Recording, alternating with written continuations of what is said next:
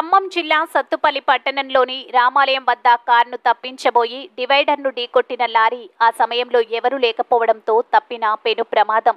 నిత్యం రద్దీగా ఉండే ఆ ప్రాంతంలో లారీ యాక్సిడెంట్ కావడంతో జనాలు భయభ్రాంతులకు గురయ్యారు.